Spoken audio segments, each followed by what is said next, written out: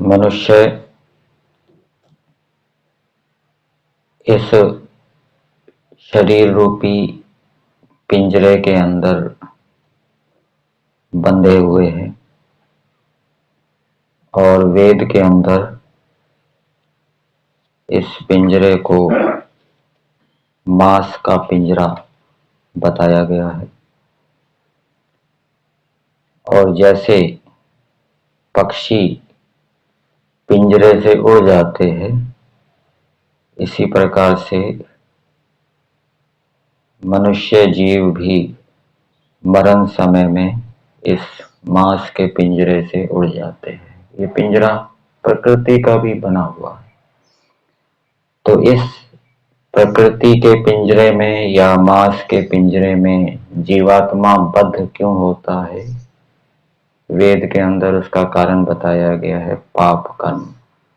पाप कर्मों के कारण मनुष्य इस प्रकृति के पिंजरे में या मांस के पिंजरे में बंध जाता है। इसी प्रकार से ईश्वर ने प्रकृति को हमें सेविका के रूप में प्रदान किया है। प्रकृति से बने हुए जितने भी तत्व हैं, मन, बुद्धि, इंद्रियां आदि, ये हमारे सेवक हैं। सेवक के रूप में हमें प्रदान किए हैं परमेश्वर ने। परंतु अज्ञानता के कारण ये ही सेवक हमारे स्वामी बन जाते हैं। तो वेद का आदेश है, ये प्रकृति के विकार हमारे स्वामी ना बने, सेवक के रूप में रहे। प्रकृति से बने हुए जो पदार्थ हैं, चाहे व्यक्ति रूप हैं चाहे वस्तु रूप हैं, वो बहुत ही लुभावने हैं, मनमोहक हैं, आकर्षित करने वाले हैं। दृष्टांत दिया गया है कि जैसे वेश्या होती है, वो